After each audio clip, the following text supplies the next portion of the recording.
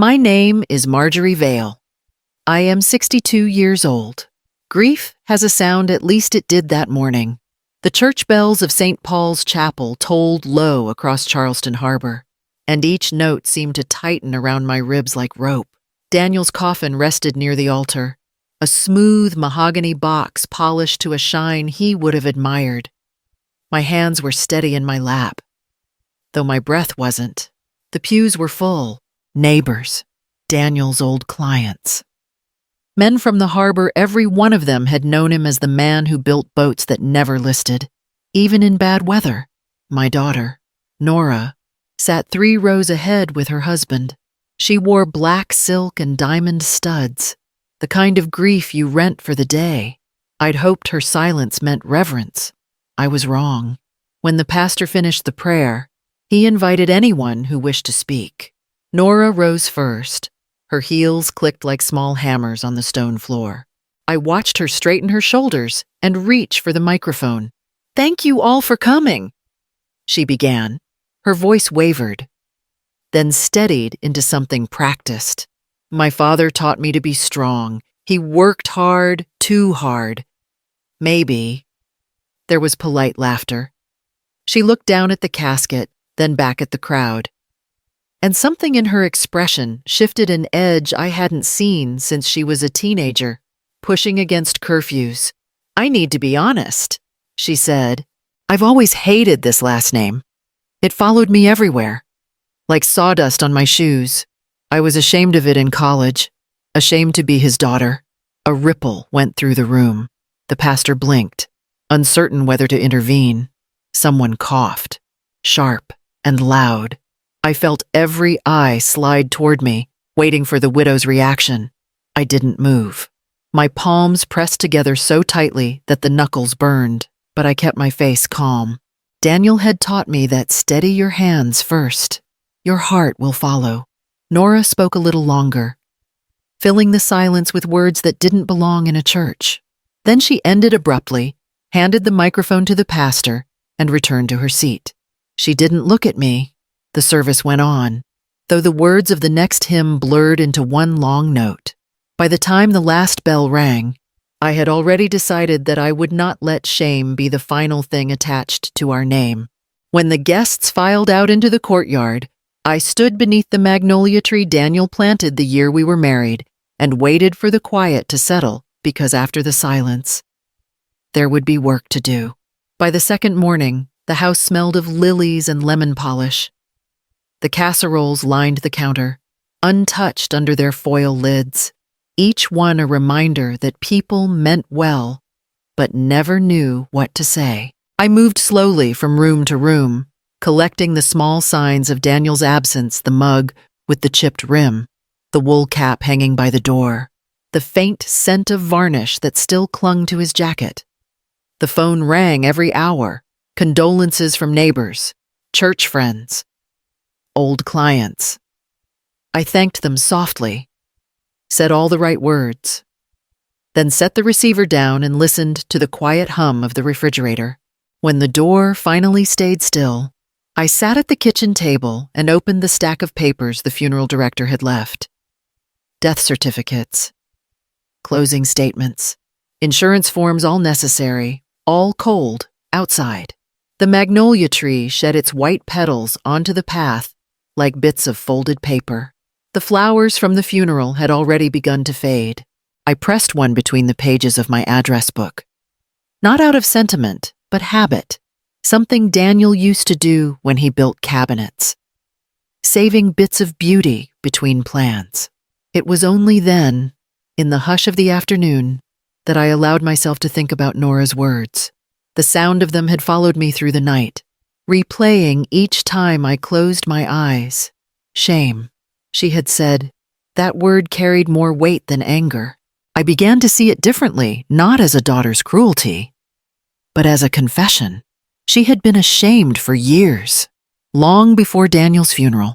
Every polished sentence she spoke at that podium came from a place I had ignored: the dinners where she rolled her eyes at her father's work clothes, the phone calls she cut short when her colleagues asked about our family. The realization didn't ease the hurt. It only made it quieter, deeper, like a bruise pressed by memory. When the light shifted through the kitchen window, I reached for the stack of unopened mail beside me and began sorting it by hand, needing something ordinary to hold on to before deciding what would come next. 3 days after the funeral, I found the letter among the bill's thick paper, cream-colored, with an embossed seal in the corner that read, Hollister and Drennan, Attorneys at Law, Boston, Massachusetts. I almost set it aside with the rest of the mail. The handwriting was unfamiliar, the weight of the envelope too formal for sympathy, but something made me open it. Inside was a single page, typed neatly, addressed to Mrs. Margery Vale of Charleston, South Carolina. The first sentence made me read it twice. We regret to inform you of the passing of Mr. Charles Vale, shipbuilder and resident of Cape Ann, who named you sole heir of his estate. I stared at the words until they blurred. Charles Vale, Daniel's uncle. I remembered him faintly from stories, an older brother of Daniel's father who left South Carolina decades ago to build his fortune near the northern waters. We'd never met. Daniel said he sent Christmas cards once in a while, then stopped after the old man retired. The letter listed the details with an accountant's precision, a residence in Gloucester, stock shares, investments, and savings accounts totaling approximately $10 million. The sum looked unreal, the kind of number people whisper about, not inherit. There was no note of affection, only a clause near the end, in recognition of the Vale family's legacy of craftsmanship and integrity. It is my wish that this inheritance continue that tradition. I laid the page flat on the table and sat very still. Outside, a tugboat horn sounded across the harbor, long and low, the same sound Daniel used to follow from his workshop when he was planing wood late into the evening. The irony stung before it settled into awe. The name my daughter had called a burden Vale was written across legal papers worth more than anything we had ever imagined. It wasn't just money. It was the proof of a lineage that had worked the same trade for generations, from Carolina pine to New England oak. I reread the letter slowly, tracing the printed words with my fingertip, as if by doing so I could feel Daniel's steadiness again. He had never chased wealth, only respect for the work of his hands. And now, through some strange turn of fate, that work had circled back to us. I folded the letter carefully and placed it in Daniel's toolbox beneath the worn chisel he'd used for 30 years. The wood smelled faintly of turpentine and salt. For the first time since the funeral, I felt something close to breath, returning a quiet sense that the story of our name wasn't finished yet. The morning after the letter arrived, I unlocked Daniel's workshop for the first time since the funeral. The metal latch resisted, swollen from the salt air, but the scent that met me inside was the same as always: pine shavings, varnish, and the faint sweetness of sawdust warmed by sunlight. Everything was still in its place. His workbench held half-finished projects, a wooden oar he'd been carving for a neighbor's grandson, a jar of varnish sealed tight, his pencils lined up like soldiers waiting for orders. Above the bench, nailed to a beam, hung a small brass plaque engraved Vale and Sons. He made it years ago, though we never had sons, only Nora. Names carry more than blood. He used to tell me, they carry intention. I remember teasing him that no one would ever see that sign but him. He smiled and said, "Then it'll remind me who I'm working for." I ran my fingers over the letters. Cool and worn smooth at the edges. The name felt heavier now, as if the metal itself had absorbed the years of labor, the calluses, the quiet pride of a man who never cared for recognition. On the shelf above his tools, I found a small envelope, one of the old Christmas cards from Uncle Charles, dated nearly 20 years ago. Inside, a note in tidy handwriting: "Keep building things that last. The world remembers the ones who don't quit." It made me think of the final line in the will: the one about continuing the Vale legacy through honest work. I understood then that the inheritance wasn't meant to buy comfort. It was meant to preserve something, perhaps not the business itself, but the spirit behind it. I stayed in the workshop until the light shifted across the floorboards, touching the plaque like a slow blessing. The name Vale no longer felt like a relic or a burden. It felt like a promise handed down, one I wasn't sure how to keep yet, but I knew I would have to try. That evening, the house felt too still, so I turned on the old computer Daniel used for invoices and opened my email. A news alert blinked at the top of the screen, an article about a marketing seminar in Atlanta. The photo showed Nora on stage, smiling beneath a banner that read, "Building Your Own Brand from Scratch." Her name appeared below it as Nora Vale Chambers, founder and consultant. I read the words twice. The hyphen was new. The story quoted her describing her humble beginnings and her decision to reinvent herself beyond family limitations. I sat back in the chair, the wood creaking beneath me, and felt a quiet ache settle in my chest.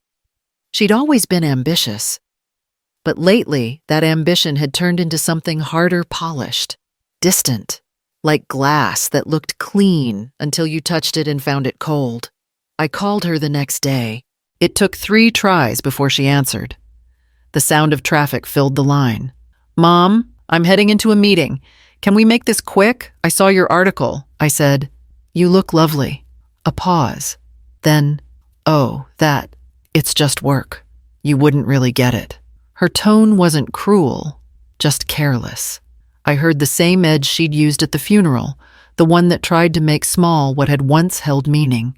"Your father would have been proud," I said softly. Proud of what she asked.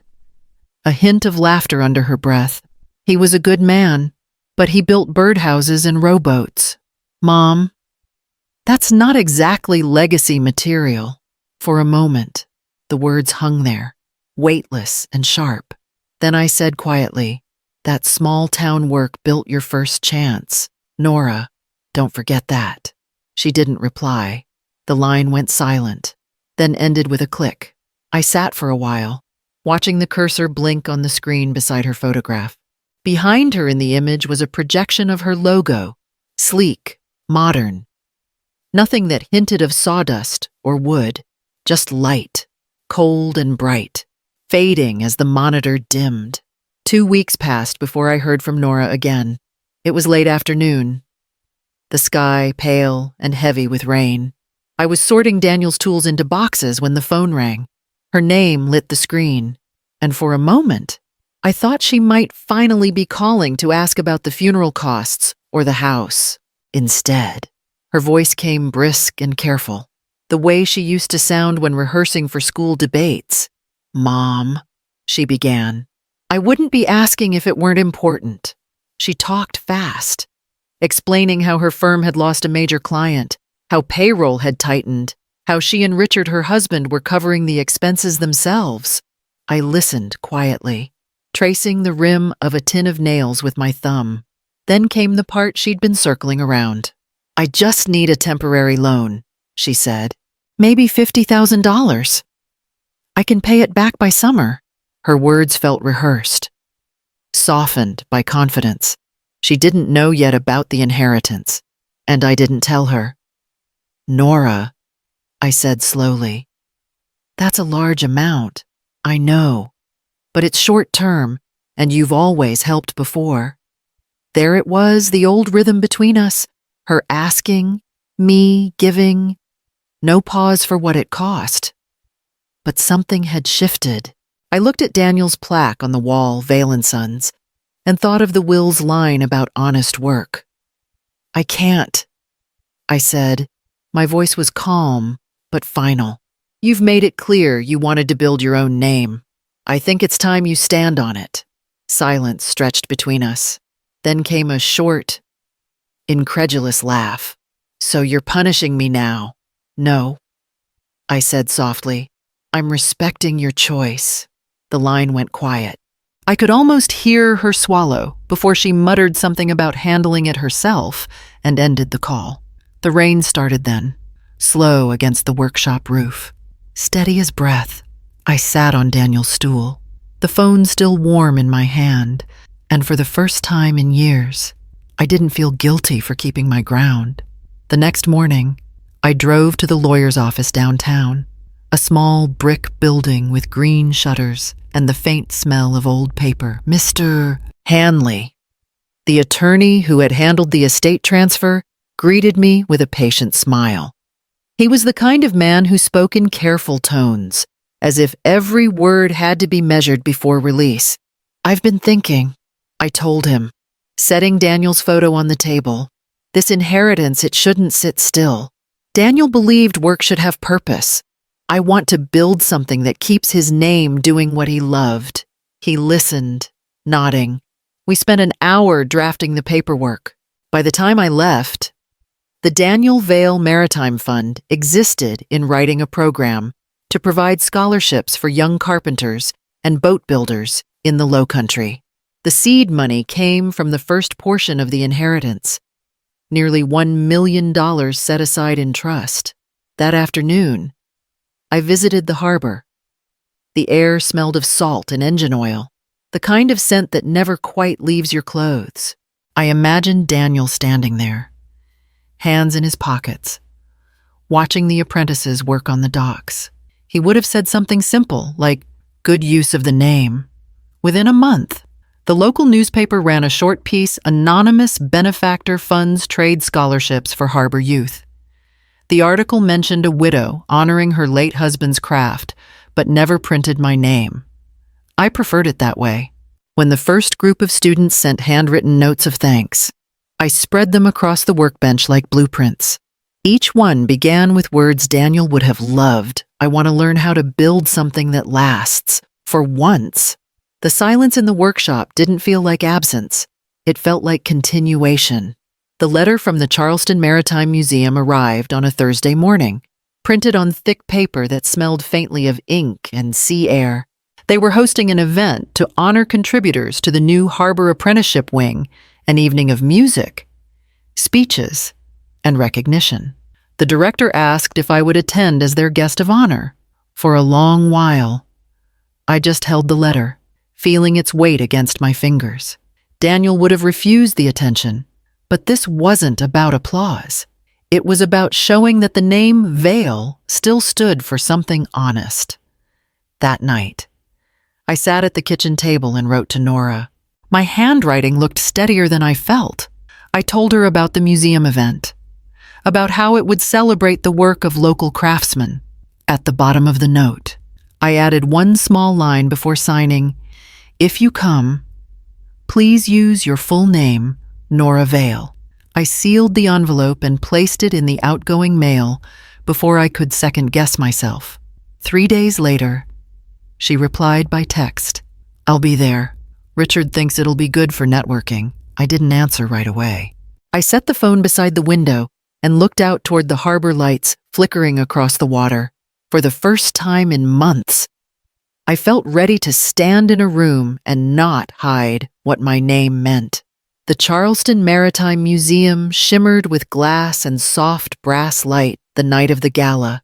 From the balcony, I could see the harbor stretching wide beneath a pale moon, the boats rocking like they were listening. Inside, a small orchestra played near the stairwell. The air smelled of wine, salt, and polished wood. I stood near the entrance with my hands folded around a small clutch, trying to breathe evenly. It had been months since I'd seen Nora.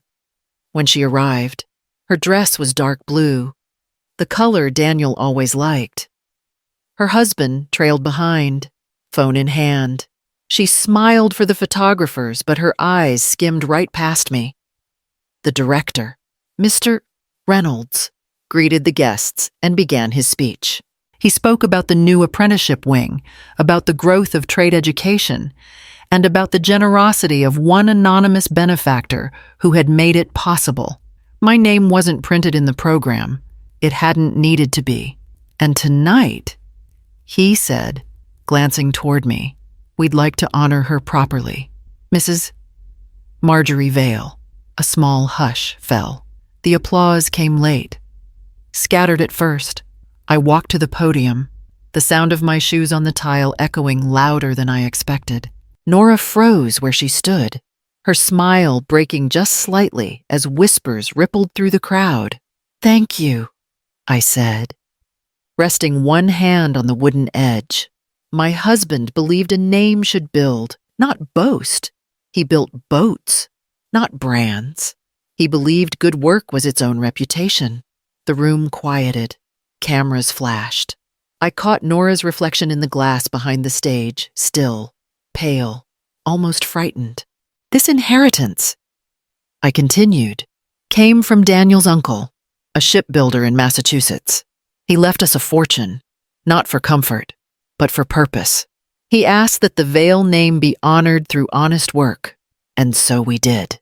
The applause came stronger this time, a low swell that filled the hall. I stepped back from the microphone, feeling something loosen inside me, an old knot of humiliation unwinding. When I looked again, Nora's husband had lowered his phone.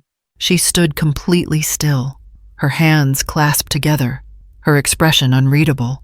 But in her eyes, there was a flicker recognition, or maybe regret. The music began again, and the lights from the harbor drifted across the glass walls, soft as forgiveness. Weeks passed after the gala, soft and steady like the tide.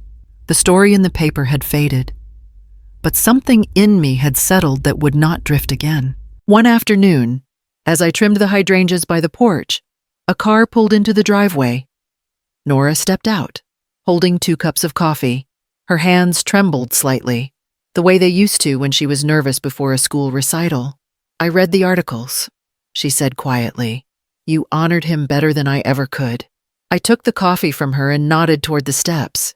We sat side by side, saying little. The wind smelled faintly of salt and honeysuckle. For once, the silence didn't ache. As dusk fell, I rose and turned on the porch light, the same one Daniel had wired himself so many years ago. The bulb glowed warm against the twilight, steady and sure. "This light isn't for waiting anymore," I whispered. "It's for peace." Nora didn't answer. She just reached for my hand and held it, her fingers cold, but her grip finally steady.